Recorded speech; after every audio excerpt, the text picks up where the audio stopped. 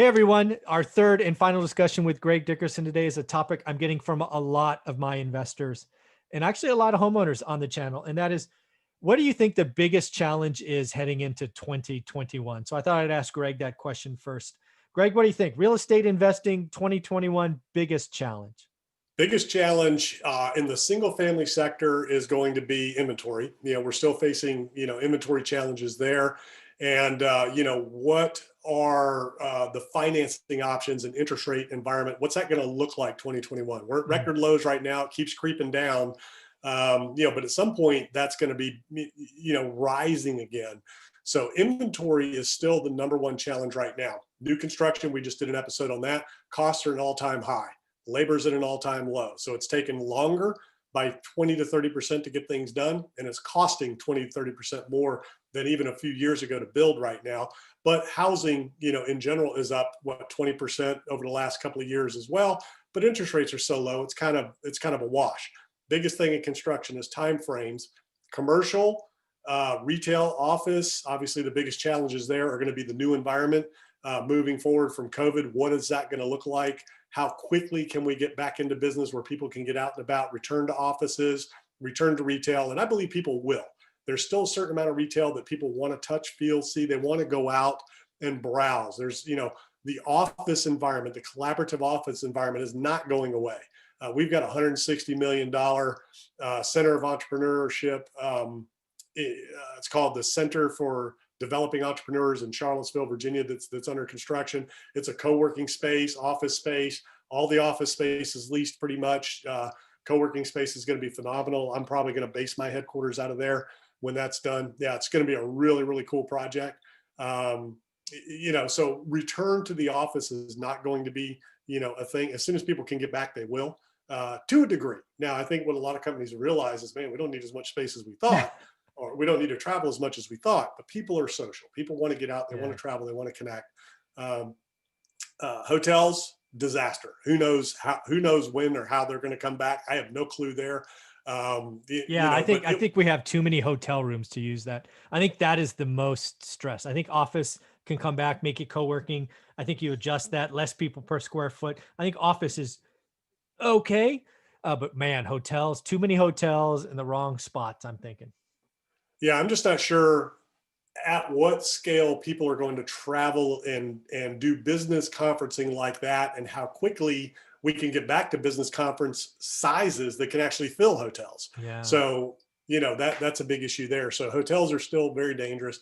Industrial is a great space, but you got to be careful because a lot of people are rushing in.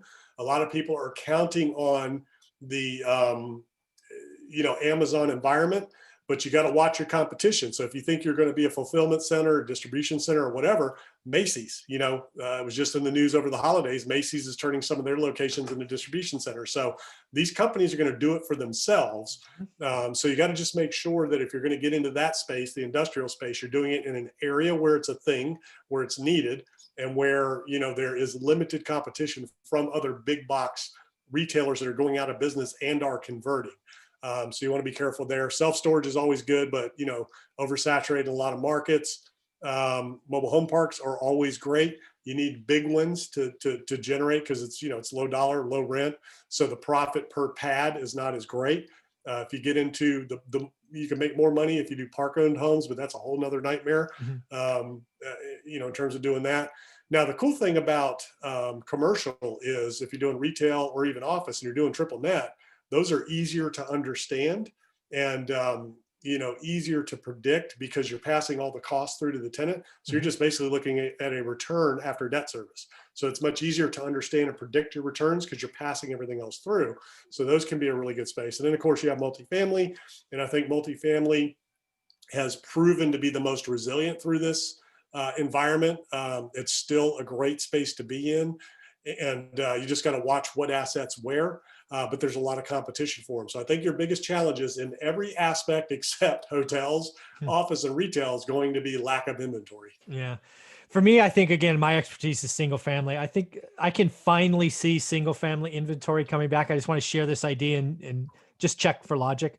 I think what we missed this season, the selling season, the spring selling season, was the move up buyer, right? The move up buyer got nervous A, they didn't want people touching their stuff. B, they were probably nervous about their job. But once we get past this, I'm thinking April of next year, right? Next year's selling season, I think we're going to have kind of a double, just a big rush of listings. And people are going to go, I want the bigger house. I want the newer house. I want the house on the golf course, because they're not going to be nervous. They're not going to be concerned. They're going to love low interest rate. And they're, for the most part, saving money, right? They're not traveling. They're not doing anything. They're building all this reserve. This year has been about painting the bedroom, changing the tile, all of that kind of home improvement, Home Depot, Lowe's. But I envision a spring selling season like we've never seen before, starting in April. Am I crazy? Am I reading the tea leaves wrong?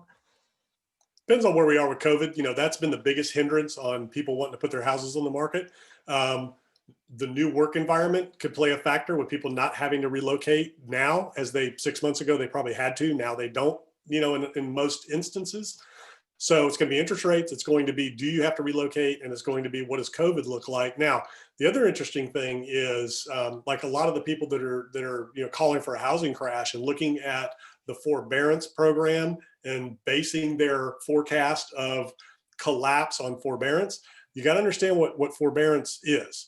So a lot of people are taking advantage of forbearance because it doesn't affect your credit.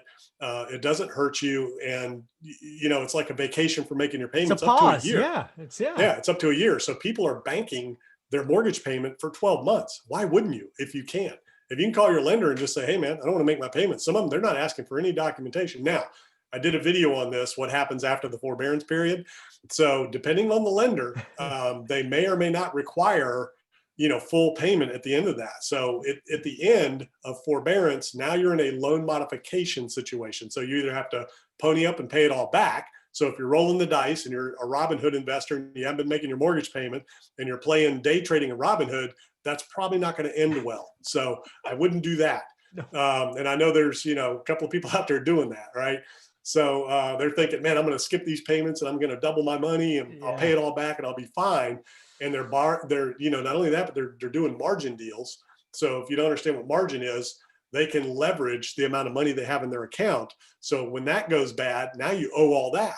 So, you might have 100,000 in your account, you leveraged it up, to $1 million, and you lose it all, you got to pay $1 million. So, that's serious stuff there. Yeah. T. Boone Pickens is probably one of the biggest ones that ever got billions of dollars of a margin call back during 08-09 crisis when he was making some bets. I remember, yeah. Huge, yeah. So anyways, enough of that soapbox. So people are doing that. So that can affect things too, because once you get to the end of the forbearance and you have to do a loan mod or something, you may or may not be able to sell. You may or may not want to. So it'll be interesting to see how that affects it. But a lot of these forbearance, forecasts that people are calling into default, that's not what that's going to be. Yeah. The other thing I want to say about forbearance, all that's dead on. The other thing about forbearance is it is an agreement between you and your bank, right? That's what the forbearance is.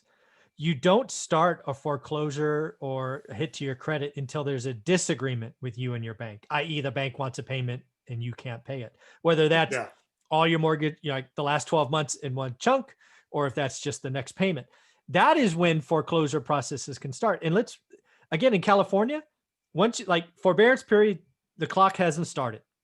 Forbearance periods end, bank wants money, you don't have money, that starts the clock. 90 days in California before an NOD can be filed. 180 days after that. So we're talking 2022 before anything, really could hit. And if you've been in forbearance and you can show you don't have the money, they're just going to do a loan mod. They're going to put it on the back of the loan. They're going to move it forward. Now, if you get to that period and you've got the money, well, they're going to say, look, you need to pay us. So just be prepared for that. If you're in a modification, strategic loan modification, just because you can, they're going to ask for that money back if you can show that you've got it in the bank. Yeah, they're going to look at that financial statement. So again, what I would tell people to look for at 2021 is do your homework now. I think still time to learn your market, whether that's single family, multifamily, retail, office, industrial. Learn. I think it's going to get interesting, kind of April, May, June, when the vaccine's out, we start to feel better, right? Right now, it's kind of, we're in a dark space of Q4. We all see the light at the end of the tunnel. It's how far away. So now's the time to do your homework. Don't wait. Do your homework now so you're ready to take advantage when things turn around. Would you agree? Yep, I would agree because the biggest challenge is going to be inventory, which means finding good deals, depending on your definition of good deals. So you're going to have to modify your business model and understand and look at things a different way. So you got to educate yourself on the different acquisition strategies, different exit strategies, different financing techniques, different ways to make a deal work, so that you're not completely locked out. But I think based on what we're seeing right now, finding good deals and inventory is going to be the big challenge, to continue into 2021. Very cool, Greg. Well, thank you very much for your time this Monday. I appreciate you. Always fun to talk. Yeah, man, I enjoyed it. Thanks.